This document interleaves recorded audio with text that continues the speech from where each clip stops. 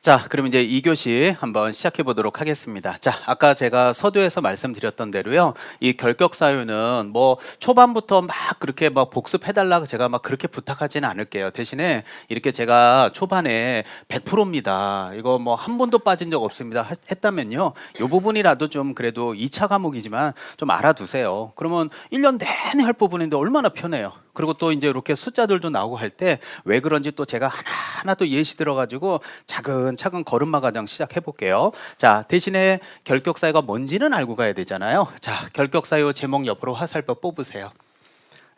100%를 쓰지 말고 이걸 적으세요. 자, 거기다 뭐라고 적냐면요. 이 결격 사유는 등록의 요건이에요. 자, 결격 사유는 무슨 요건이라고요? 등록의 요건이고, 그 다음에 또 하나가 종사의 요건입니다. 자, 참 요 얘기 미리 말씀드려야 되겠구나. 오늘 아침에 이렇게 왔더니 밴드 비번 가르쳐 달라고 아마 뭐 질문이 한 20개가 와 있더라고요. 그래서 원래 이제 저하고 우리 공시법하고 세법은 원래 1월 달부터, 민계공은 이제 11월부터 하고 나머지 세 과목은 1월 달부터 이제 밴드를 올리는데, 작년에도 그렇게 했어요. 35회 때도. 근데 이번에 이제 세법이 먼저 올라가서 이제 오는 것 같은데요. 1월부터 제가 진행할게요. 왜냐면 아직 배운 게 없는데 뭐 문제를 풀면 막 풀면서 나중에 어때요? 풀릴 것 같아요. 잘 안 풀려요. 그럼 안 풀리면 괜히 막 또 막 이렇게 좀 막 의기소침해하고 야 이거 어렵다 이럴 것 같아서 그냥 한 바퀴라도 돌고 푸는 게 어떨까. 또 제 과목은 2차니까 그래서 1월부터 올릴 거고요. 그래서 그 비번은 자 1월 달에 다시 한번 공지할 건데 일단 가입 먼저 해놓으세요. 그래서 비번은 2401이에요. 그래서 작년도 24년도 1월 달부터 시행했다 그래서 2401이니까 올해도 그냥 이 번호 그대로 하겠습니다. 근데 조심하실 게 뭐냐면 밴드를 가입하러 들어오면 임선정하고 밴드 치면은요 3개나 나오더라고요. 근데 요 2개는요 아니 나는 내 이름을 갖고 임선정 공인중개사법하고 밴드가 내가 안 만든 건데도 있더라고요. 그래서 이 어느 거냐면 임선정 이렇게 해놓고 그림한기법이라고 써 있는 거 있어요. 그림 그려져 있고. 그래서 그림한기법 임선정이라고 돼 있는 게 요게 제가 운영하는 거예요. 그리고 나머지는 제 이름을 사칭해 갖고 운영하시더라고요. 그래서 난 깜짝 놀랐어요. 그래서 이건 어떻게 해야 되나 지금 고민 중인데 일단은 이게 제가 운영하는 거예요. 그림한기법. 그래서 대부분 막 여기 가입해 갖고가 성깔 부리고 그러지 말고요. 여기 오셔서 여기 가입하시면 1월부터 제가 기출 문제 좋은 질문들을 올려드릴게요. 아시겠죠? 자, 2차는 그렇게 하셔도 될 것 같아요. 자, 그럼 이제 요거 자 다시 한번 진행할게요. 자, 우리가 결격 사유를 오늘 왜 배우는지는 알아야 되잖아요. 자, 결격 사유를 배우는 이유 1번이 무슨 요건? 자, 다시 무슨 요건?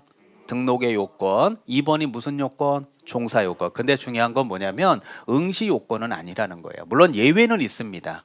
그래서 응시 요건은 아닙니다. 그러니까 여러분들 뭐 결격 사유를 제가 뭐 비하해서 얘기하는 건 아닌데요. 예를 들어서 이런 거 금고 이상의 수용인 그러면 감옥에 가는 거 맞죠? 그러면 여러분들 뭐 그냥 감옥 안에서라고 그냥 예를 들게요. 감옥 안에서 제빵사 자격증 공부해서 따가지고 나중에 사회에 나오면 열심히 살아보겠다고 재활의 의지를 꿈꾸는 분들 있을 수도 있잖아요. 그럼 그런 분들 감옥 안에서도 검정고시도 공부하고 제빵사 공부 이런 것도 해도 돼요? 하면 안 돼요? 그렇지. 그러니까 공부는 해도 돼요. 그러니까 이렇게 법적으로 하자 있는 분들도 공인중개사 시험은 볼 수 있어요. 하지만 시험은 볼 수 있다고요. 하지만 종사는 못하죠. 감옥에서 나와야 뭘 빵을 만들든지 할 거예요. 팔든지. 그러니까 일정 요건이 그러니까 이거는 미성년자부터 제가 얘기해 보면요 아주 쉬운 샘플 하나 들어드릴까요? 기초답게 자 여러분들 아들이 중3이에요. 자 IQ가 170이야. 맨날 시험만 보면 전교 1등이야. 이해되죠? 자 그런 아들이 있는데 여러분이 맨날 막 민법 때문에 미치려고 해. 그래서 아들이 하도 해갖고 의사 표시가 불일치하니 비진이 통정 차고사경하고 하도 엄마가 동영상을 틀어놔가지고 애가 듣다가 엄마 그냥 내가 시험 봐줄까?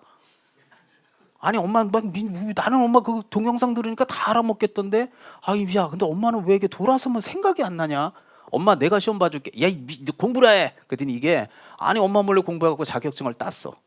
그럼 물어볼게 중3도 시험 봐서 자격증 딸 수 있다니까요. 그러면 중3 됐지. 그래서 엄마 나는 있잖아 내가 감감히 생각해봤는데 이제 공부를 그만하고 고1 때 역삼동에 사무실을 오픈하려고. 자 그래서 만약 오픈했다 쳐요. 자 그럼 고1짜리가 앉아있어요 안 앉아있어요?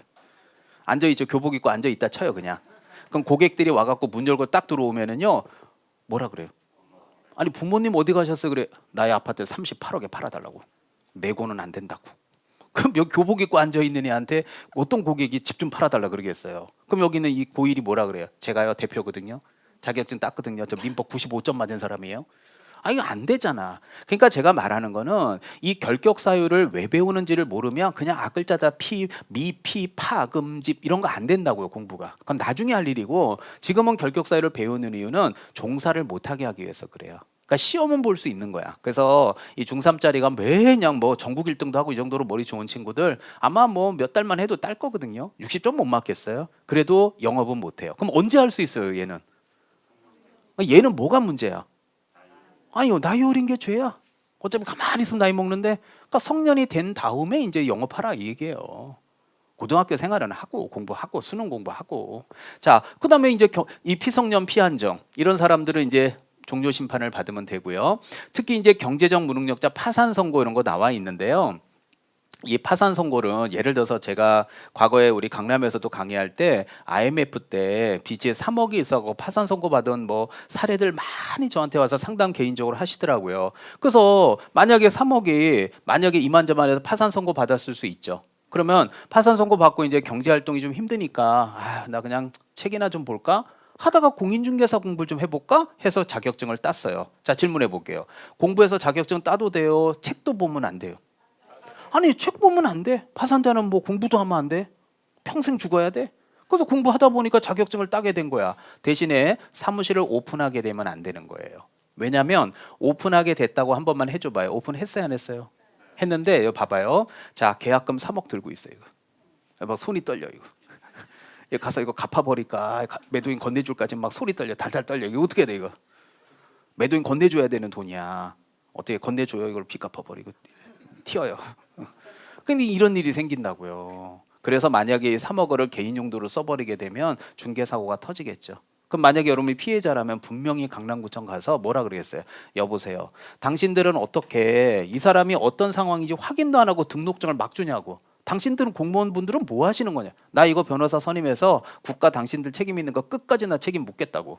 그러니까 국가 공무원 입장에서는 자격증을 갖고 있다 하더라도 등록증을 줄지 말지 판단할 수 있는 기준이 필요하죠. 그게 결격 사유인 거예요. 공부하셔도 돼. 그리고 나서 이제 열심히 본인이 알바해서 나중에 이거 빚 다 청산했어. 그리고 정상인으로 복권 받았을 수 있어요, 없어요? 그럼 그때 오픈하셔도 되는 거야. 그래서 자꾸 이거를 시험을 볼 수 있는지로 판단하시면 수업 잘못 듣고 계시는 거예요. 자, 그리고 수용인이라는 건 뭐냐면 이제 감옥 가신 거를 얘기하시는데, 자, 여기 집행이 종료나 면제, 요게 기초서다 보니까 조금 분량이 작아서 그렇거든요. 자, 종료 위로 화살표 한 번만 뽑아주세요. 자, 거기다가 뭐라고 정리하면 만기 석방, 그 다음에 가석방이라고 써주세요. 그래서 종료 위로 화살표, 만기 석방이나 가석방. 그 다음에 면제 있죠? 이거는 특별 사면이라고 적어주세요. 자, 그래서 만기 석방과 가석방. 그 다음에 면제는 뭐라고 쓴다고요? 특별사면. 예, 그렇습니다. 자, 그래서 제가 여기 전달하고 싶은 게 뭐냐면 요 만기 석방으로 하나만 예를 들게요. 요 가석방이니 이런 것들은 제가 나중에 이제 기본 강의 가서 더 디테일하게 얘기해 드릴게요. 자, 만기 석방으로 예를 들게요. 자, A라고 하는 분을 기준으로 제가 강의할 테니까 요 기초 때 이 좋은 샘플들 잘 머릿속에 담아 두십시오. 자, 예를 들어서 이분이 공인중개사 자격증을 땄어요. 그래서 직장 생활하면서 아주 성실하게 사셨거든요. 아, 근데 친구를 잘못 만나 가지고요. 이만저만 엮여가지고 감옥에 갔다 온 거예요. 그래서 감옥도 10년이나 갔다 왔어요. 친구 잘못 만나갖고 이만 엮여가지고. 자, 그럼 10년을 이제 복역하고서 이제 만기 출소가 다 돼가요? 만기 출소가 안 돼가요? 된다고 얘기해 보세요. 출소 돼가는 거 맞죠? 예, 그래요. 그래서 이제 10년이 출소가 다 돼가니까 여기는 A가 고민하는 거예요. 아, 나 사회 나오면 나 뭐 해 먹고 살지? 야, 이거 10년 동안에 깜빵 있다 나와갖고 이거 세상이 많이 변했을 텐데 고민하겠죠. 그러던 찰나에 이제 여기는 A가 과거에 깜빵 오기 전에 자격증 딴 거 있죠, 공인중개사. 그래서 아, 그러면 내가 이거 자격증이 있으니까 여기서 딱 깜빵에서 나가면 경기도 금리도 내려가고 한다니까 사무실을 오픈해서 다시 한번 내가 열심히 한번 살아봐야 되겠다 생각할 수 있잖아요. 그러니까 여기까지 생각은 좋아. 근데 이렇게 출소하자마자 바로 오픈할 수 있냐 물어보면 안 됩니다.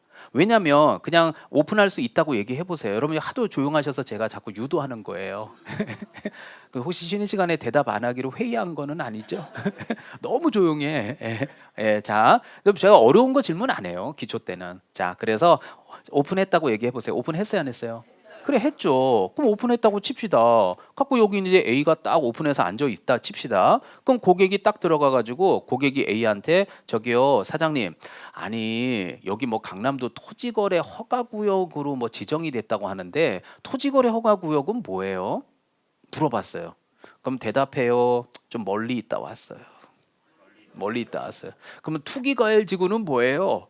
아, 그것도 제가 조금 멀리 있다 와서 그런 거 물어보지 말고요. 예, 중개보수는 0.4%예요. 예, 자, 아 그래요? 그럼 조정 대상 지역은 뭐예요? 아, 그것도 제가 답변하기가 조금 지금 어려워요. 그럼 뭐 무슨 양질의 서비스를 이 강남 바닥에서 버틸 수 있겠냐고요. 그러면 거꾸로 물어봤어 고객이. 저기요 그러면 선생님 이상하신 분이네. 버스 요금은 얼마인 줄 아세요? 그랬더니 아 그것도 10년 사이에 많이 올랐겠죠. 그럼 지하철 요금은 아세요? 아 그것도 제가 아직 좀 미흡해가지고. 아니 근데 어떻게 영업을 하세요? 제가요 자격증은 있거든요. 그러니까 이게 무슨 말이냐면 자격증이 있는 건 맞는데 이렇게 일정 기간 동안 사유하고 떨어져 있다 나오자마자 바로 오픈한다면 이게 무슨 양질의 서비스를 제공하겠냐 이거예요. 그렇다면 사회에 여러분 생각해봐요. 적응할 수 있는 좀 시간이 있어야 돼요, 없어야 돼요? 그래서 국가에서는 감옥에 나오면 3년 정도는 적응해라 이런 뜻이에요. 그러니까 앞글자 막 따갖고 막 그냥 만삼이 가삼이 만삼이 이러지 말고 이게 이제 기초 때 딱 들으면 아 적응 기간이구나. 그럼 얼마나 수업이 쉬워져요. 그래서 적응 기간인데 조금 표현은 적절하지 못하지만 쉽게 머릿속에 넣어드린다면 자 이해해 주세요. 감옥에 발 디디고 나온 거예요? 안 디딘 거예요? 표현은 그냥 이해하세요. 발 디디고 나온 거 맞죠? 그러면 3년은 무조건 적응 기간이에요. 한 달을 발을 디디고 오든 6개월을 발을 디디든 10년을 발을 디디든 15년을 발을 디디든 무조건 플러스 3년에서 3년이 지나야 본인이 떳떳해지는 거야.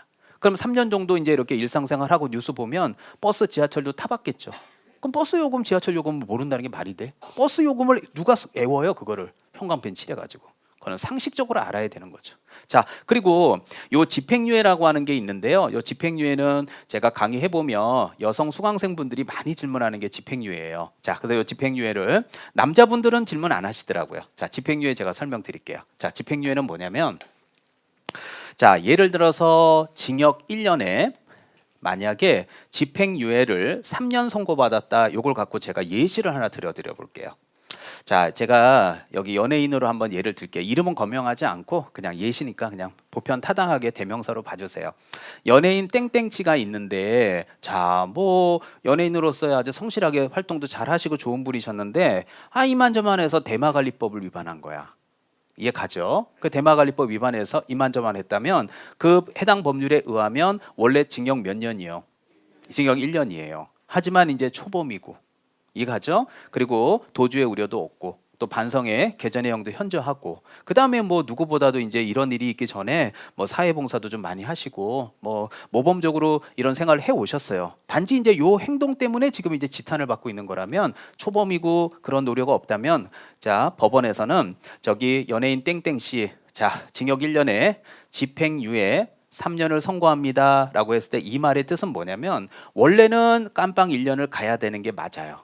하지만 깜빵에 쳐넣는 집행을 3년이라는 기간 동안 뭐예요? 유예가 뭐예요? 미뤄드릴 테니까요. 요 연예인 땡땡 씨는 3년이라는 시간 동안 이제 자숙의 시간을 가지시고 시청자들한테 다시는 이런 실망시키는 일은 없었으면 좋겠습니다. 하고 이제 판결을 하겠죠. 그럼 이 3년 동안 자숙의 시간을 갖는다는 뜻이 뭐예요? 프로그램에서 전부 하차해요. 방송국 옮겨서 쇼프로 딴 데 나가요. 하차하죠. 그리고 한동안 안 보이는 거야. 그러다가 이제 3년의 시간이 다 되면 이제 기자들이 찾아가서 저기요, 뭐 복귀 계획은 어떻게 되시나요? 뭐 앞으로 연예인 활동 계획이 없으니까 이제 그런 걸 얘기할 거 아니에요? 그러고 나서 아유 뭐 제가 아직은 뭐 그런 얘기 할 단계는 아니고요. 하고서 이제 얼마 있다가 지나고 나면 온 TV 틀면 다 나오잖아. 예, 과거에는 뭐 이런 거는 하나밖에 아무로 없었던 것처럼 연예인들 많잖아요. 뭐 스포츠 토토부터 시작해가지고 뭐 많잖아요. 거명하기 좀 그렇지만 그런 거예요. 그러니까 결국은 이 얘기는 무슨 말이야? 감옥에 가 안 가? 안 간다니까요. 그럼 3년의 시간 동안 자숙의 시간을 갖는다는 건 유튜브도 보고 신문도 보고 TV 뉴스 다 볼 수 있죠. 근데 뭐 버스 요금을 뭐하러 해요? 지하철 요금을 뭐하러 외워? 당연히 알 수 있는 거지, 일반인이니까. 대신에 이제 3년 시간 동안 연예계 활동을 하기에는 조금 문제가 있다 이거거든요. 자, 그럼 저 질문 하나 드릴게요. 자, 표현은 적절하지 못하지만 발 디디고 온 거예요? 발 안 디뎠어요? 그러니까 3년을 더 하시면 안 돼요. 그래서 여기는 2년만 더 하는 거예요. 그래서 어떨 때는 공식이 3년이고 어떨 때는 2년인지가 헷갈리면, 자, 쉽게 다시 발 디디면, 발 안 디디면, 그래요. 이게 얼마나 안 외워도 외워져요. 그러니까 기초는 반드시 들어야 돼요. 재수생들이 있으면 꼭 들으십시오. 자, 넘어가겠습니다. 자, 그리고 이제 여기서 자, 요거 자격 취소와 등록 취소 보이는데요. 여러분들 이 자격 취소 이게 제일 나쁜 사람이에요. 바보예요. 제가 볼 때. 왜냐하면 시중에 여러분들 공인 중개사 자격증 이렇게 따셔서 모든 사람이 영업하는 건 아니죠. 근데 여기 이제 나이도 좀 어리고 막 그러면 그 자격증 안 쓸 거니까 내 한 달에 100만 원씩 줄게 빌려줘 그러면 100만 원씩 준다고 하고 빌려주는 사람 있잖아. 그러면 자격증을 빌려줬죠. 그럼 빌려주다 걸리면 자격 취소 받는다니까요. 이해돼요? 그 취소되면 어때? 시험 다시 보면 되지. 아니요. 자격 취소 받으면요. 여기 몇 년이요? 3년 동안 시험에 응시 못 해요. 그리고 중개보조원이나 이런 걸로 종사도 못 해요. 그래서 자, 제가 다시 얘기할게요. 아까 좀 전에 결격 사유는 다시 질문. 무슨 요건은 아니에요? 응시 요건은 아닌데 이 결격 사유 12 중에서 딱 하나만 응시 요건이 있어요. 요거. 그래서 이 12개 중에 제일 바보 같은 사람이 100만 원 받고 자격증 빌려주는 사람이야. 100만 원도 아니야. 또 한 30만 원 받고 빌려주는 사람도 있어요. 아, 절대 그 짓거리는 하면 안 돼. 왜냐면 빌려주고 이렇게 하는 건 뭐 예를 들면 뭐 아버지가 쓴다 그러니까 아들이 아버지 하세요 그러는 거. 뭐 와이프가 땄는데 남편이 한다 뭐 그 정도까지는 모르겠어요. 근데 막 생판 모르는 친구의 아는 뭐 회사 상사의 마누라가 어쩌고 저쩌고 이런 거 안 돼요. 하다 걸리면 자격 취소받고 그것만 문제가 아니라 사고 터지면 그 돈까지 다 물어내야 돼요. 대표기 때문에. 절대 그거 하시면 안 됩니다. 그래서 공식처럼 외워두세요. 자격증과 등록증이 취소됐어요? 안 됐어요? 됐죠. 취소되면 질문 몇 년? 3년 동안은 페널티 받아요. 자, 그리고 여기서 하나 또 강조 드릴게요. 자격정지 동그라미, 업무정지 동그라미. 자, 처음 발을 잘 디디셔야 돼요. 자, 그래서 자격정지 왼쪽으로 화살표, 소속 공인중개사 이렇게 적어 놓으세요. 자, 그 다음에 업무정지 이렇게 화살표 뽑고 개업공인중개사 이렇게 적으세요. 자, 그래서 우리 중개사법에는 업무정지와 자격정지가 있는데요. 둘 다 6개월 범위 내에서 내려져요. 요것도 6개월 범위 내에서 내려지는데 중요한 거는 조심하셔야 되는 게 이겁니다. 자, 선배들이 제일 많이 실수하는 거 얘기해 줄게요. 진짜 7, 8월 달 돼서 그냥 한참 이제 피치 올릴 때 돼갖고 이런 거 틀린 분들 수두룩해요. 자, 질문해 볼까요? 자, 여러분 대부분 거의 99%가 공인중개사인 개공일 수 있죠? 법인은 0. 몇 %밖에 안 된다니까요. 자, 그럼 여러분이 오픈했어요. 자, 질문. 자격증 있어요? 자격증 없어요? 있어서 공인중개사인 개공이 됐죠? 근데 입만점만한 걸 잘못하면 자격이 있으니까 자격정지 받을 수 있어요? 없어요? 그렇게 얘기하면 안 돼. 없어요. 봐봐요. 다시 질문하는 거예요. 봐. 자격정지는 누구 대상? 소공이. 개공이는 무슨 정지? 그래요. 이걸 실수하더라고요. 봐봐요. 자격증 있죠? 네. 자격정지 받을 수 있죠? 당연하지. 자격증 있는데 못 받겠어? 이런 식의 기초수 만드는 분들이에요. 그래서 우리 법에는 정지자가 2개가 있는데 자격정지는 누구 대상? 소속 공인중개사. 그 다음 업무정지는 개업. 이런 게 기초가 안 돼서 틀리는 거예요. 이 말도 안 되는 거 틀리더라고요. 그래서 자격정지 6개월 범위 안에서 3개월짜리를 받았다 그럴 수 있죠? 그럼 그 기간 동안은 영업 못하게. 또 업무정지 6개월 범위인데 6개월짜리를 받았다 그러면 6개월 기간 동안은 영업 못하게. 그게 결격사유인 거예요. 그리고 업무정지 사유가 발생할 당시에 자, 사원 또는 임원은 회사 경영진이니까 그분들도 업무정지 기간 동안은 영업 못하게. 자, 여기에서 제일 중요한 게 요겁니다. 자, 요거는 별표 꼭 좀 해주시면 좋을 것 같아요. 요거. 자, 요거는 꼭 별표 하세요. 잘 나옵니다. 단골 메뉴입니다. 자, 찍어 드릴게요. 됐나요? 자, 그러면 제가 설명을 드리는데 자, 일단은 300만 원 이상의 벌금형을 선고받은 자라고 돼 있는데요. 요 질문은 아까 집행유예는 여성분들이 많이 질문하러 쉬는 시간에 오시는데 요거는 남성분들이 많이 와요. 선생님, 사실은 제가 이제 학원 오기 전에 떼대대대대댕 좀 사업을 좀 했는데요. 하다가 이만저만 해서 제가 좀 벌금 받은 게 좀 있거든요. 그래서 오늘 선생님 수업을 들어보니까 이거 300만 원 이상 벌금이면 결격사유자라고 하는데요. 분명히 이거 종사 못한다고 하시니까 그러면 제가 이거 뭐 자격증을 따야 될지 말아야 될지 좀 고민스럽거든요. 그래서 교수님한테 한번 여쭤보려고 왔습니다. 저 이 질문 되게 많이 받아요, 생각보다. 근데 저는 그분들한테 항상 하는 얘기가 있어요. 자, 제가 그분들의 대답은 한 방으로 해결해 드릴게요. 자, 여기 보시면 이게 해답입니다. 자, 이게 해답이라고요. 이 지금 나와 있는 자격 취소부터 벌금까지는 전부 다 앞에 제목이 뭐를 위반한 자? 그렇죠. 공인중개사법을 위반한 자. 그러면 선생님 혹시 뭐 어떤 사업을 했는지는 안 여쭤보겠는데요. 혹시 공인중개사법 뭐 중개업과 관련된 건 아니잖아요. 아유 선생님 그건 아니. 그럼 괜찮은 거예요. 또 예를 들면 많이 나왔던 사례 중에 하나가 남성분, 물론 여성분들도 있지만 우리 대표적인 게 음주운전. 뭔지 알잖아요. 이거 왜 심각하잖아요. 음주운전. 벌금 500만 원 낸 게 있는데요. 선생님, 제가 아직 이게 3년이 안 지나가지고 어떻게 해야 될지 모르겠어요. 이런 질문 받는데, 자, 음주운전은 무슨 법이냐면 도로교통법이죠. 근데 짐선정이 지금 강의하는 법은 도로교통법이 아니잖아요. 그러니까 과거에 혹시 뭐 그런 불상사가 있다 하더라도 얼마든지 시험 보실 수 있고 얼마든지 영업하는 데는 지장 없으니까 공부하십시오라고 하면 쉬는 시간에 감사합니다. 이 질문 되게 많이 받았거든요. 그래서 요거는 벌금 300이 중요한 게 아니라 이게 중요한 거예요. 무슨 법? 이게 중요한 거예요. 그래서 시험 문제를 낼 때 형법 위반으로 300벌금 받았다. 특정 범죄 가중처벌로 300벌금 받았다. 집회 및 시위에 관한 법률로 300벌금 받았다. 이런 식으로 가지가지 법으로 다 속여요. 그럴 때 그런 지문을 딱 보자마자 야! 이 법 위반만 되거든? 하고 딱 시험장 가서 쓸 수 있는. 그래서 요 기초 때 반드시 벌금은 이 법이라는 거 알아두셔야 돼. 근데 이게 이제 왜 이제 헷갈리는 경우가 생기냐면 자, 이거 봐봐요. 되게 쉽죠? 아니거든요. 자, 봐요. 이게 왜 모의고사 보면 실수들을 하냐면 보세요. 금고 이상의 수용인이라고 적혀 있죠. 근데 이거는 감옥에 가는 거예요, 아니에요? 감옥에 가지. 근데 요 앞에 보십시오. 앞에 보면 감옥에 가는 사람이라고만 적혀 있어요. 공인중개사법으로만 감옥 간다고 적혀 있어요. 감옥에 간다고만 적혀 있죠. 그럼 감옥은 공인중개사법으로도 감옥 갈 수도 있죠. 이해 가요? 특정 범죄 가중처벌로도 감옥 갈 수 있죠. 도로교통법으로도 감옥 갈 수 있나요? 음주운전에 뺑소니에 공무집행 방해에 죄물 손괴에 막 어마어마해 죄목이. 무슨 말 이해 가요? 어마어마하다고.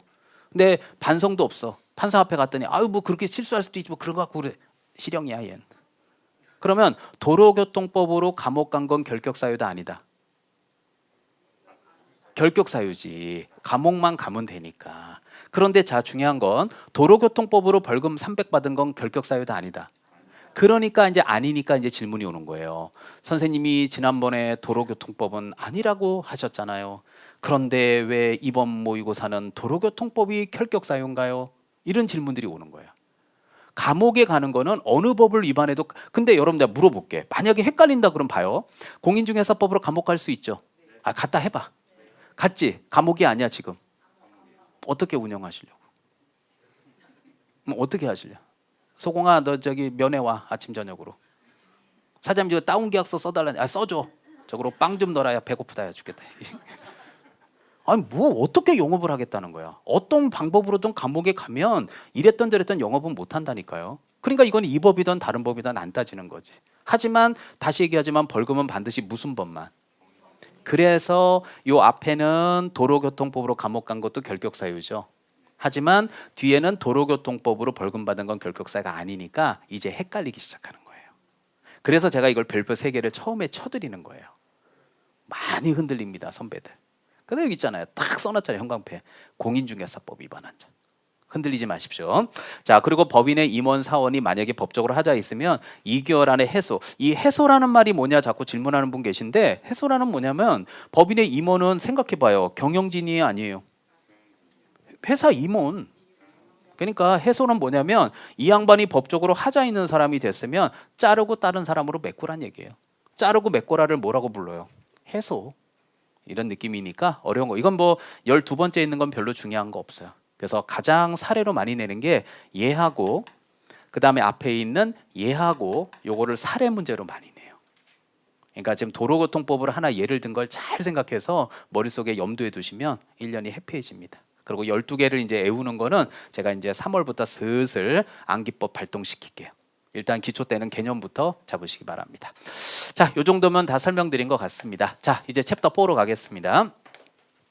자, 이제 챕터 4는 중개 업무인데 여기는 보통 문제가 4문제에서 한 5문제 정도 이렇게 출제를 하거든요. 자, 그래서 지금 나오는 대로 이제 첫 번째, 자, 첫 바퀴니까 요거 조심해서 봐주세요. 자, 첫 번째가 요거 제목 한 번만 좀 읽어주세요. 제목이 뭐예요?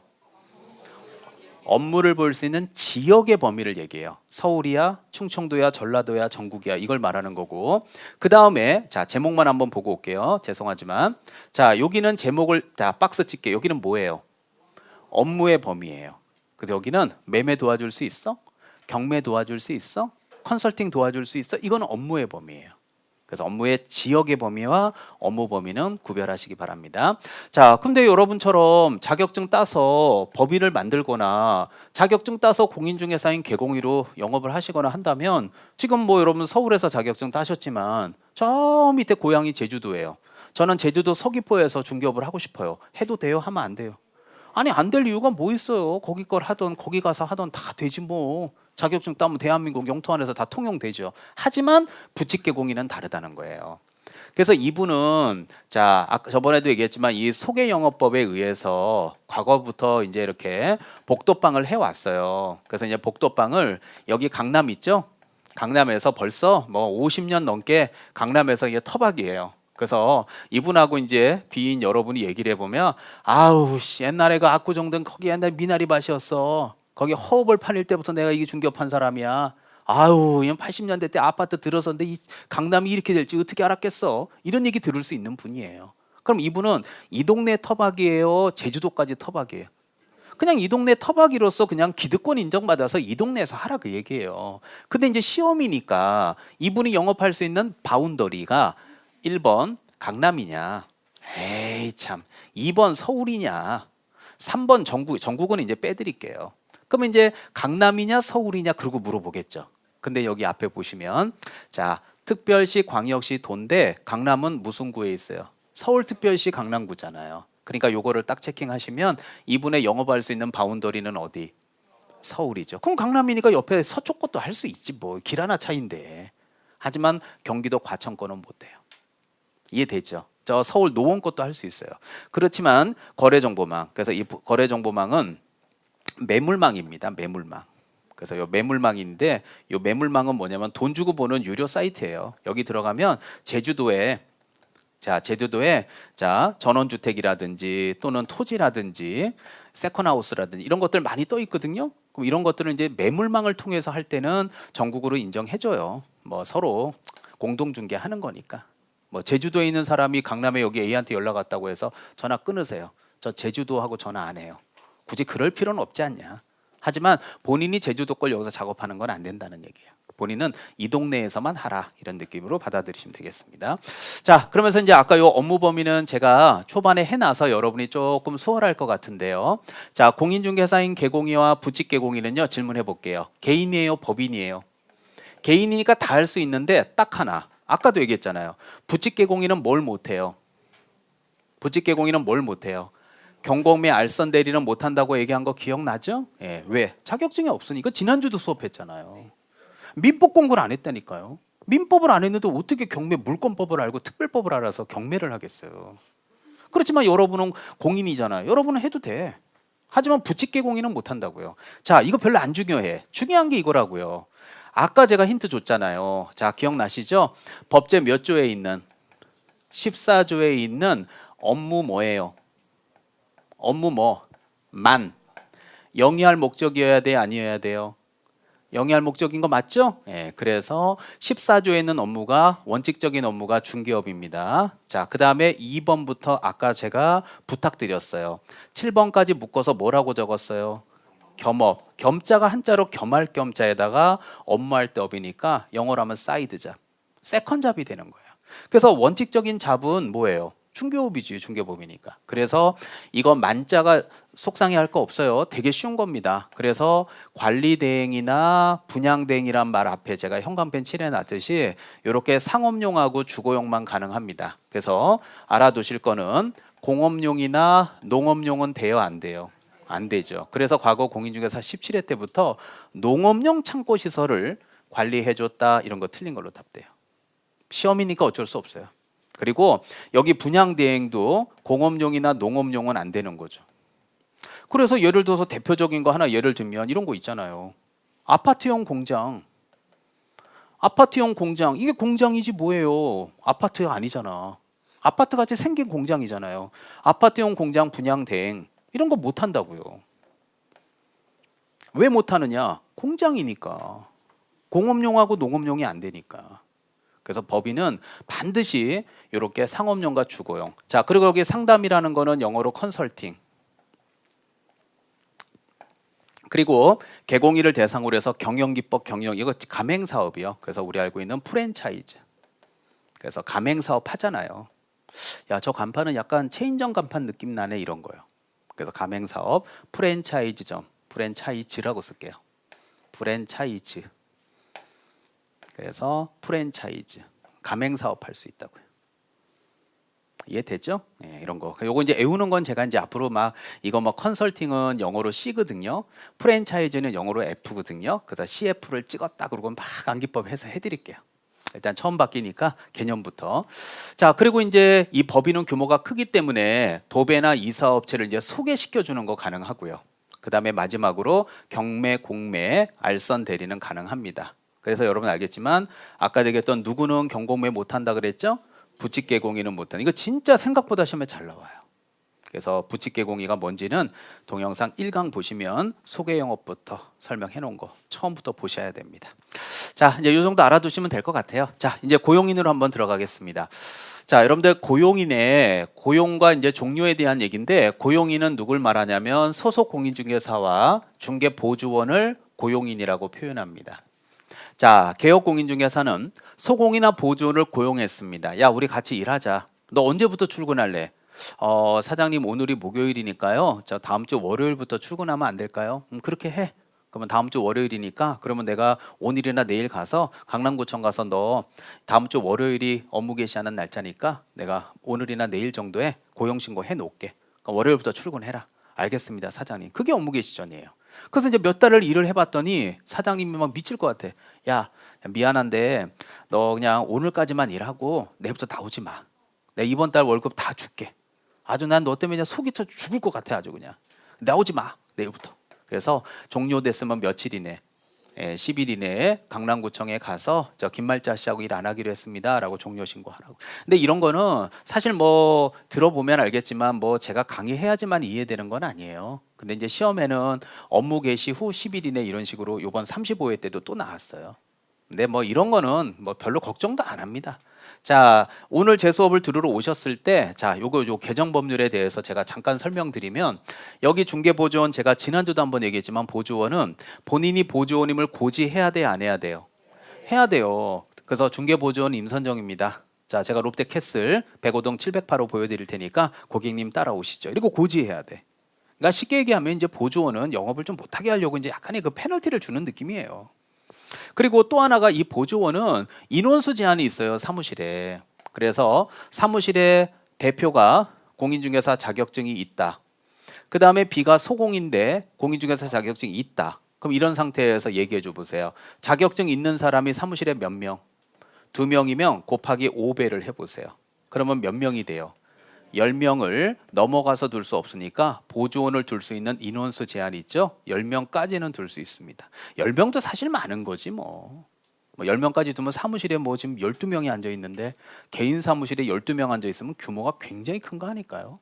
그래서 인원수 제한이라고는 하지만 뭐 5배를 초과할 수 없다. 뭐 이것 때문에 직원 못 두는 일은 거의 없다고 보시면 돼요. 하여튼 간에 보조원들은 이제 슬슬 시험이 어려워지면서 태클이 들어오기 시작합니다. 그러니까 여러분들은 꼭 자격증 따셔야 됩니다. 자, 그리고 이제 여기서 책임에 대한 얘기를 하는데요. 자, 제가 뭐 너무 수업이 혼자 일방적이라 좀 드라이하니까 밑줄 치고 제가 몇 가지 재미난 얘기를 좀 해드리고 갈게요. 자, 일단 제목을 밑줄 칠게요. 자, 이제 사장님이 밑에 있는 직원인 고용인이 잘못하면 책임을 지는데, 자 1번 손해배상 민사책임 밑줄 쳤어요? 네. 두 번째 형사책임 양벌규정 밑줄. 그래서 아까 1번은 민사책임이에요. 2번은 형사책임도 져야 돼요. 그 다음에 3번과 관련된 부분은 행정상 책임도 져야 돼요. 그래서 행정처분이라고 써 있을 때 행정처분은 등록 취소나 업무정지 이런 거 처분받는 걸 얘기하는 거예요. 그래서 혹시라도 행정처분이 뭐예요? 그러면 취소나 정지처분. 그래서 우리 자동차 운전면허증으로 말하면 면허 취소나 면허 정지 있죠? 그런 걸 행정처분이라 그래요. 자, 그래서 책임은 세 가지. 1번 민사책임, 2번 형사책임, 민형사상 책임지잖아요. 3번 행정상 책임. 자, 그렇습니다. 자, 좀 수업이 드라이하니까 제가 좀 기초답게 좀 편안하게 해드릴 테니까 잠깐만 5분만 시간 줘 보십시오. 자, 제가 사고를 한번 터뜨려 볼 테니까요. 보시기 바랍니다. 여기 여러분들이 이제 공인중개사 올해 36회 시험을 대비해서 오셨어요. 그래서 이제 자격증 다 따셨으면 좋겠고, 뭐 저는 학원 강사지만 그래도 마음은 항상 그 책임감을 갖고 끝까지 여러분들 붙게 좀 도와드리려고 앞으로도 많은 노력을 할 거예요. 근데 문제는 이 자격증을 따셔서 뭐 사람마다 목적이 달라요. 그냥 일단 따놓는다. 네, 따면 바로 영업한다. 따면 내가 우리 남편 뭐 또는 우리 아버님이 하신다 뭐 다 달라요. 근데 이랬던 저랬던 본인이 만약에 중개업에 좀 뜻이 있다 그러면요, 제가 중개업을 그렇잖아요. 경매 사무실도 3년, 외국인 렌트 임대도 7년 하면 제가 10년 정도 경험이 있으니까 여러분보다는 실무 경험은 많을 거예요. 근데 제가 정말 부탁드리고 싶은 거는 자격증 땄죠. 그럼 반드시 실무 경험을 반드시 쌓으신 다음에 사무실을 좀 오픈했으면 좋겠어요. 진짜로 부탁드리고 싶어요. 근데 이게 우리 중개 사무실들이 막 폐업률도 높고 이런 것 중에 하나가 자격증을 따면요 그냥 맞바로 그냥 사무실 오픈하는 분들이 너무 많아요. 근데 여러분들 한번 제가 우리 강남에서 한번 얘기해 봅시다. 자, 임선정이 한식 중식 자격증 다 땄어요. 요리사 자격증 두 개 중식 땄어요. 땄죠? 나 내일 중국집 오픈해. 내가 강남 바닥 돈 다 끌어볼게. 여러분 제가 끌을 것 같아요? 뱀 망해 먹을 것 같아. 자격증 땄다니까. 나 내일 오픈할 거야 중국집. 그럼 왜 망하지? 나 자격증 땄는데. 아니, 되게 불안해 보이지 않아요? 그럼 일시 자격증 따면 여기 일시판부 강남 바닥 돈은 다 내 돈이야?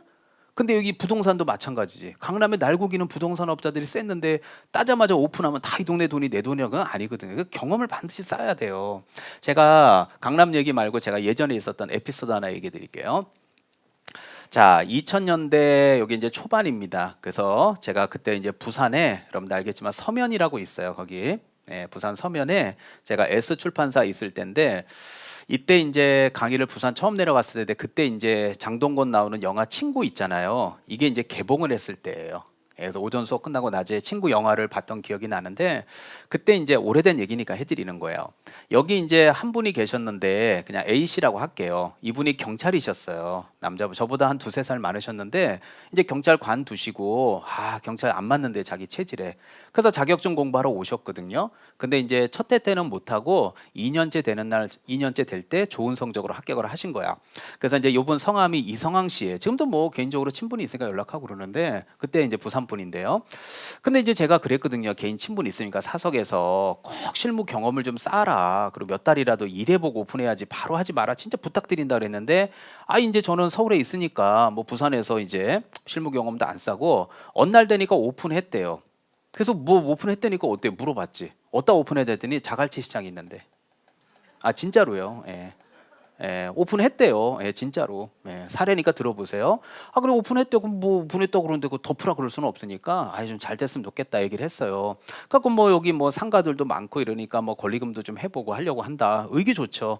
근데 이제 이렇게 오픈을 했는데 중요한 건 6개월이 지나서 저하고 이제 또 전화할 기회가 있었는데 잘 되냐라고 물어봤더니 교수님 다시는 저는 중개업 안 합니다. 아니 왜 뭔 일이야 돼? 저는요 진짜 이 공인중개사 자격증 딴 게 너무 후회스러워요 그러는 거예요. 아니 무슨 일이 있었어요? 했더니 이제 얘기를 풀어주는 거야. 자, 이제 어떤 얘기인가 봤더니, 자, 여기 이제 제 지인이 이성황 씨죠. 그럼 여기 이제 밑에다가 B라고 하는 직원을 둘 거예요. 그럼 자, 물어볼게요. 직원을 두는데 자격증 있는 직원 두실래요? 없는 직원 두실래요?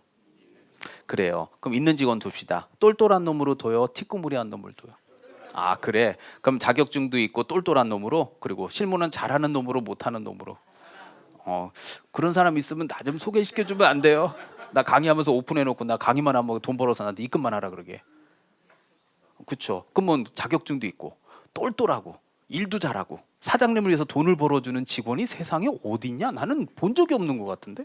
여러분이 B라면 뭐 내 인생의 목표는 사장님이 강남에 30억, 300억짜리 건물 사는 게 내 목표야? 그런 사람이 어디 있어 세상에? 그럼 뭐 그렇지 뭐. 그래서 똘똘한 놈을 뒀대.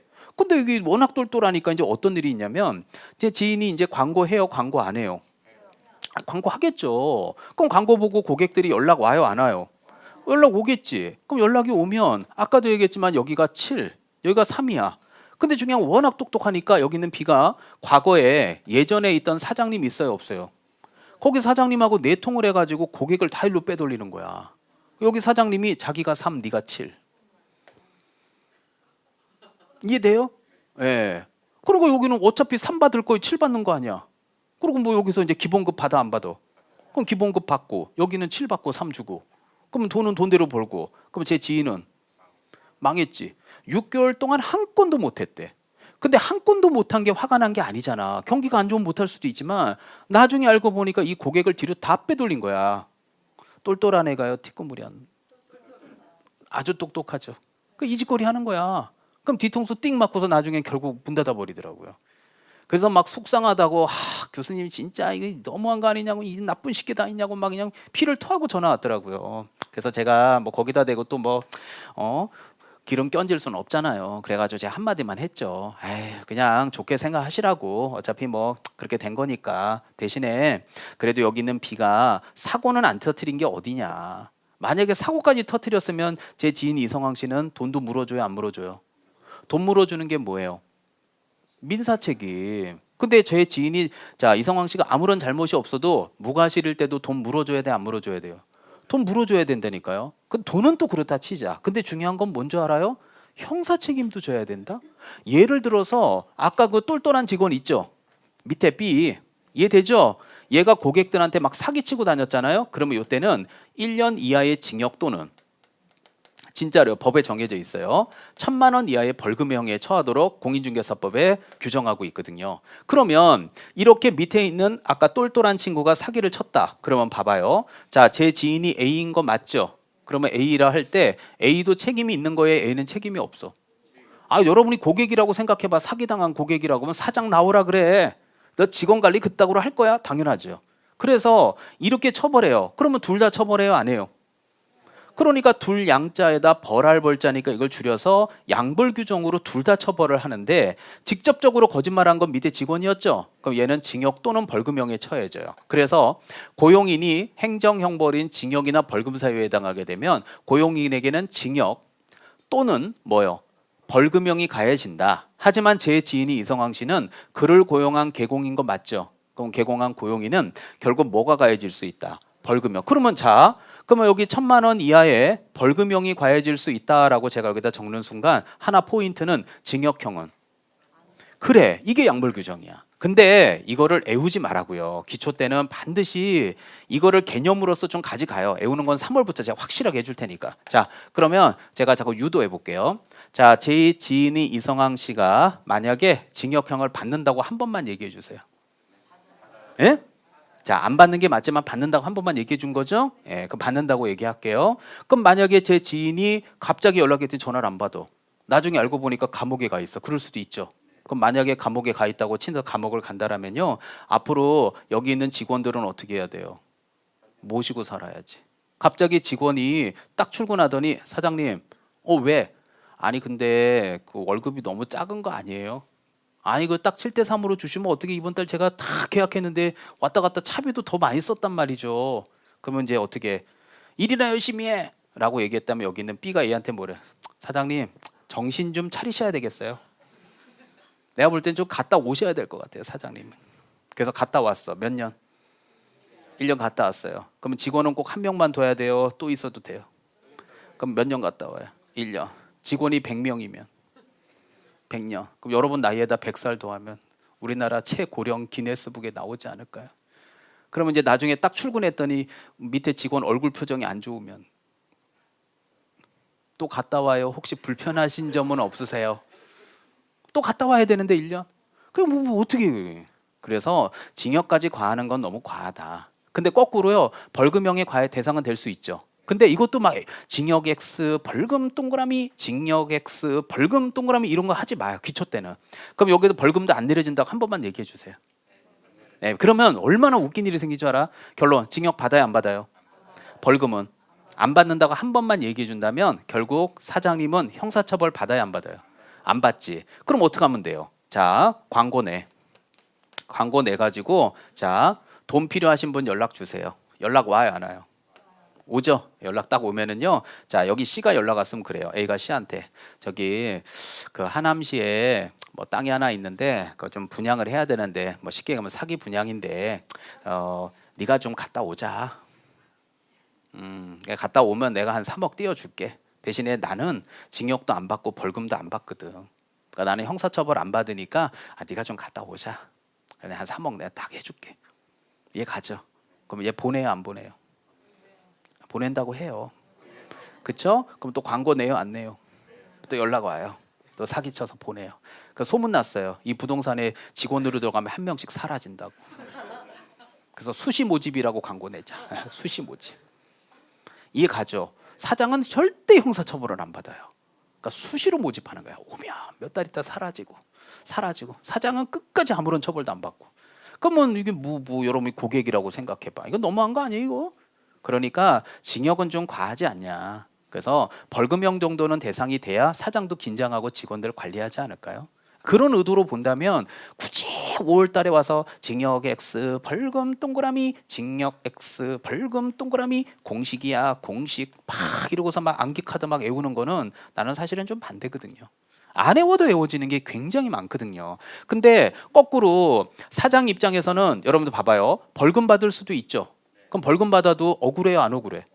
아니 나 진짜 억울하거든요. 교수님, 제가요 진짜 잘못한 거 없어요. 내가 몇 번을 얘기했는데 이 미친 시키 가지고 이 짓거리 한 거예요. 그런 게 억울한 경우 때문에 결국 이 규정이 있습니다. 그래서 제 지인인 이성항 씨가 밑에 사람의 위반 행위를 방지하기 위해서 해당 업무에 관해서 여기 써 있잖아요. 무슨 주의?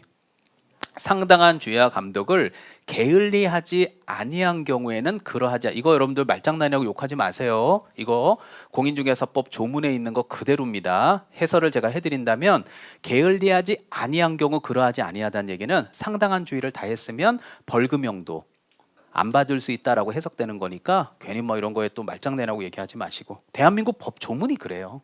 자, 됐습니다. 자, 그리고 이제 또 하나가 이제 여러분들 아시겠지만 행정상 책임인데요. 행정상 책임은 아까 되겠지만 취소 정지예요. 그러면 자, 읽어드릴 테니까 한번 보세요. 아까 똘똘한 직원이 자, 상가 뭐 예를 들어서 매매, 임대 놓으면서 거짓말했을 수 있죠. 그럼 이런 업무상 행위는 그를 고용한 제 지인이 이성항 씨의 행위로 뭐 한다? 본다예요. 그럼 본다라는 얘기는 쉽게 얘기하면 아랫사람이 잘못했죠. 그럼 사장님도 잘못한 거야 안 한 거야? 그냥 본 거야, 보는 거야 그냥.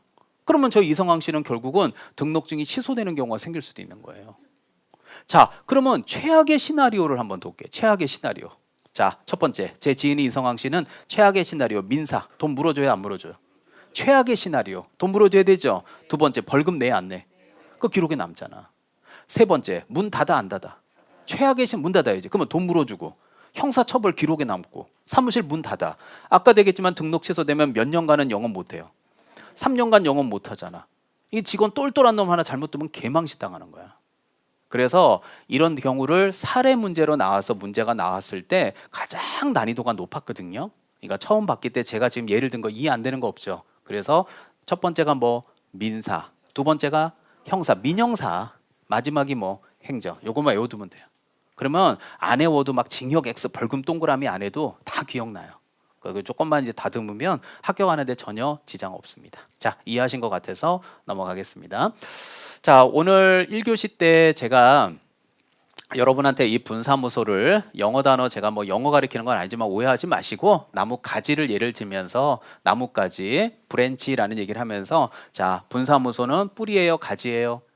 가지는 어디 찾아간다 그랬죠? 뿌리. 뭐 이런 느낌을 갖고 아까 1교시 때 기초 수업을 했던 걸 기억하실 거예요. 그런데 아까도 얘기했지만 이 분사무소가 진짜 시험에 잘 나오거든요. 그래서 이 분사무소에 나와 있는 요 설치 요건 요 세 가지는 반드시 암기해 주셔야 됩니다.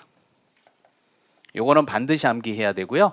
요거를 제가 이해시키고 싶어가지고 요 뒤에다 올해 작년 교재 갖고 지금 수업 듣는 분들은 야 이거 작년하고 좀 달라졌다는 느낌 들 거예요. 올해 교재는 이 그림이 들어갔거든요. 자 그럼 제가 요거부터 먼저 얘기하고 설명드리겠습니다. 자 읽어볼게요.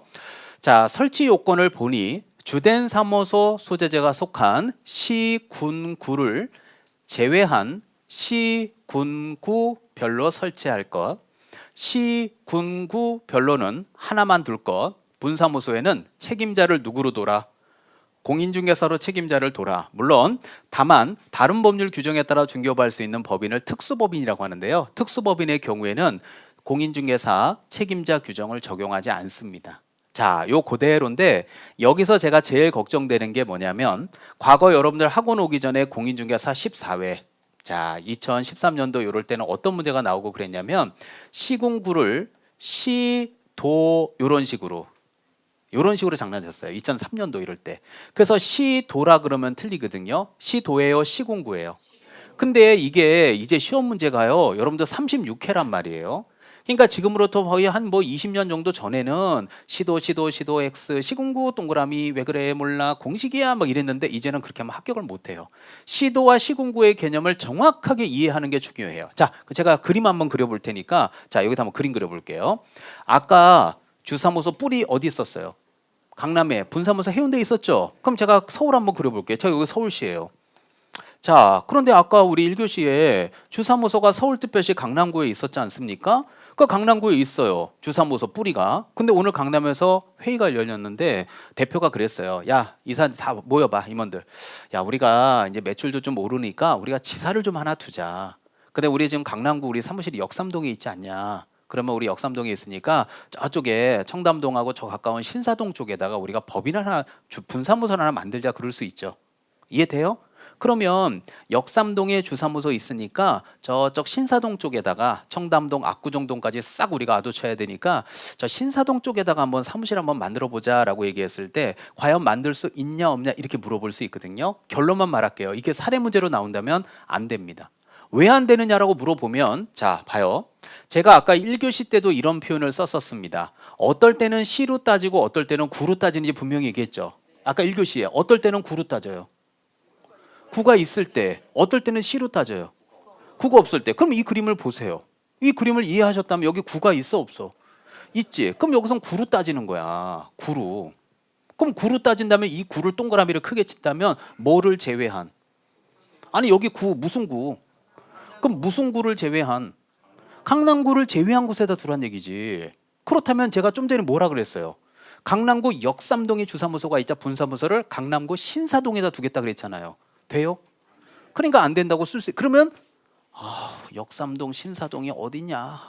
도대체 이거 뭐 어떻게 이 문제가 하나도 배운 것 같지가 않냐? 와 도대체 이거 뭐 어떻게 손을 대야 될지도 모르겠고 중개사법 아주 미치겠다 나는 지금 이 과목에 아주 미치겠다 이런 얘기들을 듣는 거예요 7월 달에. 그래서 처음에 발을 잘 디뎌야 돼. 그래서 여기선 구로 따지는 거야. 그러면 강남구 역삼동이면 신사동 못 두죠. 그자 대표님 왜 김이사 왜? 저 죄송한데 제가 알아보니까요 강남에 우리가 주사무소가 있어서 강남 안에는 못 둔다고 하시는데요. 아 그래? 야 그러면 여 인근적인 서초에다가 법원의 교대 앞에다 하나 차리자. 알겠습니다 대표님. 그러면 분사무소를 서초구에다 차려도 돼요? 차리면 안 돼요? 차려도 돼요? 야씨 근데 서초구가 대박 났네. 서초구가 영업이 더 잘 돼 강남보다. 야 김이사 네 그 우리 무슨 저기 막 서초구 법원 앞에 있잖아. 네 그 교대 앞에다 하나 더 깔자. 될까요 안 될까요? 왜 안 돼요? 강남구 서초구 할 때 서초구에는 몇 개만 하나만 둬야 돼. 이렇게 또 문제를 나오면 이게 완벽하게 애워진 사람과 못 애운 사람은 분명히 점수 차이가 나요. 그래서 애우셔야 돼. 그리고 아시겠지만 여기 보세요. 아시겠지만 자 여기서 주사무소는 대빵이 누구예요? 대표자죠. 자격증 있어야 돼, 없어야 돼요? 있어야죠. 자, 분사무소 대빵을 뭐라고 불러요? 책임자죠. 그럼 책임자 자격증 있어야 돼, 없어야 돼? 아, 있어야 밑에 직원들을 다룰 거 아니에요. 이해 가요? 당연하죠. 그러니까 대표자 아까 자격증이 있어야 된다. 책임자 자격증이 있어. 물론 특수법인의 경우는 책임자 요건은 적용하지 않거든요. 그래서 이제 이런 거를 여러분들 좀 필기하시기 힘드실까봐 제가 이렇게 딱 그려놨잖아요. 그래서 이 화면을 딱 보시면, 자, 그래서 주사무소가 강남구에 있잖아요. 그러면 어디를 제외? 강남구를 제외하죠. 그러니까 서초구에다 분사무소 만들 수, 그래요. 송파구에다 만들 수, 그러니 이렇게 되는 거예요. 근데 송파구에 2개, 3개는 안 돼요. 몇 개만 둬야 되니까. 그렇죠. 그리고 뭐 이해 충분히 하셨으니까 주사무소 대빵, 대표자는 자격증이 있어야 직원들 관리하죠. 그럼 여기 책임자도 자격증이 있어야 분사무소 직원들을 관리하는 건 당연한 거 아니겠어요? 이거 봐요. 얼마나 쉬워. 그러니까 이거를 이렇게 사례 문제로 나와서 문제를 냈던 게, 과거에 이제 제가 좀 기회되면 말씀드리겠지만 공인중개사 시험도 과거 8회 때 이럴 때는 상대평가를 했을 때가 있거든요. 그럴 때는 반드시 사례 문제를 낼 때가 있어요. 올해 상대평가는 아니지만 공부는 진지하게. 그래서 첫 바퀴 때 제가 이렇게 애워달라고 부탁하는 거는 반드시 애워두시면 1년이 해피해집니다. 자, 그리고 이제 분사무소 뭐 아까 얘기했지만 뭐 만드는 얘기들 쭉 나와 있고요. 아까도 얘기했지만 이 설치 신고 같은 것들은 분사무소는 어디 가서 설치 신고해요? 주사무소 관청 가서 하죠? 왜? 가지는 뭐 뿌리. 그리고 여기 있잖아요. 봐봐요. 설치 신고는 어디 가서 하느냐? 주된 사무소 관할 관청 가서 한다고 써 있잖아요. 그래서 해운대 분사무소를 만들 때 강남구청을 찾아가는 이유를 오늘 자세하게 제가 설명을 예시를 들어서 보여드린 겁니다. 나머지 내용은 참고하십시오. 자, 그 다음에 이제 공동사무소. 자, 요 얘기 조금만 하도록 하겠습니다. 자, 공동사무소 옆으로 화살표. 자, 요 얘기하고 잠깐 쉴게요. 자, 옆에다 뭐라고 쓰냐면 합동사무소라고 써주세요. 자, 합동사무소 이렇게 써주세요. 쓰셨나요? 네, 좋습니다. 자, 이제 저한테 시간 주시면 요걸 이제 자세하게 또 그림 그려 보여드릴게요. 우리 오늘 우리 강남구 역삼동인데 저 건너편에 이제 서초구 법원 앞, 저 올 때마다 대법원 앞으로 해서 이렇게 강남역으로 해서 우리 학원 강의하러 들어오거든요. 88도로 타고 와가지고요. 자, 올림픽도로. 근데 그 오다 보면 이제 그 변호사 사무실들 많잖아요. 법원 앞에. 그럼 가끔 가다가 뭐 꼭 거기 서초동 아니더라도 합동법률사무소 이런 거 좀 간판 보셨죠? 그럼 혹시라도 거기 들어가시면 안 되겠지만 들어갈 기회가 있으면 거기에 이제 합동법률사무소면 변호사분이 여러분이겠죠. 그래서 이제 사무장이 어떻게 오셨습니까? 라고 하면 뭐 떼떼떼땡 때문에 왔다 그러면 저기 201호에 땡땡 변호사님이 전문가입니다. 가서 상담하시죠. 뭐 이렇게 하듯이 전문가들이 여러 명이 모이고요. 우리도 여러분도 공인중개사 자격증 딴 전문인이기 때문에 이렇게 2사람 이상이 모이잖아요. 그게 바로 합동사무소라고 불렀었는데 한 15년 전에 공동사무소로 용어가 바뀐 거예요. 똑같은 개념이에요. 그러면 2사람이 왜 모이느냐라고 물어보면 서로 윈윈 하려고 그러는 거죠. 그 윈윈이 써 있잖아요. 개공인은 뭐의 효율적 수행? 그래, 이게 윈윈 아니에요? 윈윈. 나도 도와주고 너도 나도 좀 도와줘. 그래서 업무의 효율적 수행을 위해서 다른 개공이와 공동사무소를 사용할 수 있습니다. 그럼 모여도 되고 안 모여도 되는 거지. 자, 다만 어느 기간 중에는, 업무정지 기간 중에는 그러하지 아니하다는 얘기는 업무정지 기간만큼은 설치가 된다 안 된다? 안 된다. 그래서 요거를요 제가 버튼을 눌러서 다른 거는 강조 안 할게요. 이 공동사무소는 참고적으로 올해 35회 때도 안 나왔어요. 그리고 33, 34도 나오면 지문 하나고 아니면 말아요. 그렇게 중요도가 있는 부분은 아니에요. 딱 나오면 어디냐면 설치 제한 요거밖에 안 나와요. 나오면 딱 요겁니다. 자, 읽어드리면서 제가 또 사례 들어서 말씀드리고 잠깐 쉬겠습니다. 업무정지 기간 중에 있는 개공인은 다음에 어느 하나에 해당하는 방법으로 사무소를 공동 사용할 수 있는데 다음의 경우에는 공동으로 사무소를 사용할 수 있다 없다? 없다. 근데 이거 다 읽진 않을게요. 시간 관계상. 나중에 복습할 때 한번 읽어보시면 주어는 둘 다 어느 기간 중에, 업무정지 기간 중이라는 가정하에는 공동사무소를 못 만들어요. 그럼 왜 그런지 좀 이해 안 가죠? 자, 그럼 제가 이걸 그림으로 한번 보여드릴 테니까 자, 잠깐만 저한테 시간 주시기 바랍니다. 자, 또 사례로 자, 기초답게 수업해 줄게요. 자, 실무를 해본 제 입장에서는 당연한 거거든요. 근데 당연하지 않을 수 있으니까 자, 예시를 들겠습니다. 자, 예를 들어서 자, 우리 보통 이제 뭐 여러분 저도 아파트에 사는데 아파트 단지 입구에 보면은요 중개업소가 짜르르륵 있어요, 없어요? 있잖아요. 뭔지 알잖아요. 그냥 제가 몇 개 한 5개만 그릴게요. A 사장님, B 사장님, C, D, E가 있고요. 물론 뭐 서로 간에 경쟁이기는 해요. 근데 뭐 경쟁이지만 뭐 매일 문 열면 얼굴 보는 사이에 뭐 형 동생하고 뭐 이렇게 친하게 지낸다고 그렇게 가정할게요. 그러던 어느 날, 자 여기 강남이죠. 요 강남구에 구청으로부터 여기 있는 A가 이만저만 해서 6개월 풀타임으로 업무 정지를 받았다라고 가정을 해볼게요. 그럼 업무 정지를 받았다는 뜻은요 6개월 동안 영업해요, 영업 못해요? 그렇죠. 그럼 영업 못하자 여기는 A가 B한테 아 형님 왜 그래 동생? 아 저 있잖아요 어저께 강남구청에서 영업 정지 내려졌어요. 아 저 진짜 미치겠어요 지금 12월 1일부터 쉬래요. 그럼 11월 1일부터 5개월을 쉬면 저 5월 달까지 쉬거든요. 그럼 저 봄철 농사 다 망쳤어요. 5월 달부터 광고 내기 시작하면요 7월이에요. 그럼 여름 농 또 안 되잖아요. 그럼 내년 10월이나 가을에나 저 1년을 지금 손가락 빨아야 될 것 같아요. 형님 어떻게 해야 돼요? 그자 여기는 B가 같이 고민해 줄 수 있죠. 야 동생 좋은 방법이 있어. 일로 와.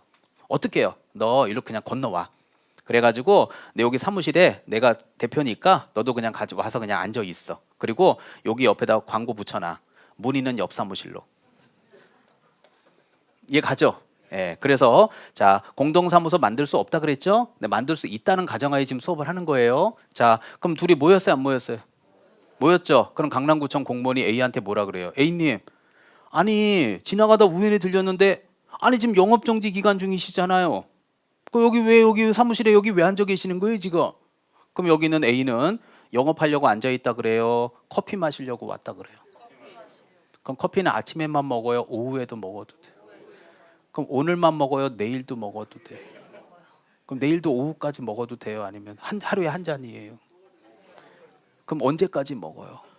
뭘 계속 먹어? 6개월만 먹어야지. 뭘 계속 먹어? 지금 못 알아먹으면 방법은 없어요. 이해 가요? 그래. 못할 게 뭐 있어? 그러니까 지금 제가 말하고 싶은 게 뭐냐면 이 공동사무소를 업무정지 물타기용으로 쓰는 거야. 제 말 이해가죠? 실무 해보면 알아요. 그럼 이제 거꾸로 만약에 이제 여기는 B가 영업정지 받았을 수 있죠. 그럼 여기로 가면 되잖아. 서로 여기로 가면 되잖아. 여기로 오면 되잖아. 뭐 멀면 여기로 가면 되잖아. 서로 간에 뭐 품앗이 해주면 되잖아. 그러니까 영업정지 하나도 두렵지 않잖아. 그러니까 이게 무의미가 없는 거야. 그래서 서로 윈윈하기 위해서 모이는 거는 상관없지만 업무정지 기간만큼은 모이지 말란 얘기야. 모이면 그거는 분명히 물타기 내용이 되니까. 그래서 그 얘기고 이 그 공동사무소에서 뭐 시험에는 안 나와서 뭐 별표 치고 그러지도 않아요. 하지만 그래도 하나 원칙만 얘기하면 개별적 운영입니다. 그래서 만약에 두 분이 모였다고 가정하세요. 이제 자 정상적인 화에 모였어요, 안 모였어요? 이제 정상적으로 모일 수는 있죠. 영업정지 아닌 기간. 근데 요 밑에 직원들도 있을 수 있고 요 밑에 직원들도 있을 수 있고 같이 모일 수 있잖아요. 그러면 요 밑에 직원이 잘못했죠. 아까 좀 전에 무슨 책임? 민사, 형사, 행정. 근데 행정상 책임에서 봤던 게 뭐가 있죠? 아랫사람이 무슨 행위? 업무상 행위는 그를 고용한 개업공인중개사 행위로 뭐한다? 본다라는 얘기는 요 직원은 누가 고용한 거예요? A가. 요 직원은 누가 고용한 거예요? B가. 그러니까 요 밑에 직원이 잘못한 건 누가 책임진다? A가. 이거는 B가 책임지죠. 그리고 보이지 않는 벽이 있는 거예요. 이 벽을 여기에 뭐라고 써 있어요? 개별적 운영을 하는 거야. 그래서 책임도 각자, 손해배상 책임도 각자, 등록신청도 각자, 개시 의무도 각자, 부동산 거래 신고도 각자, 전부 각자예요. 한마디 마지막으로 딱 결론 내면 예외가 있나요? 라고 물어보고 싶죠. 결론 없습니다. 예전엔 있었는데 그건 너무 오래전 얘기라 하지 않겠습니다. 그래서 전부 각자입니다. 그러니까 전부 각자라는 것을 개별적 운영이다. 그렇게 정리하시면 되겠습니다. 자, 여기까지 하고요. 자, 사무소 이전부터는 잠깐 쉬었다 와서 하는 게 좋을 것 같습니다. 자, 10분만 쉬었다 오겠습니다.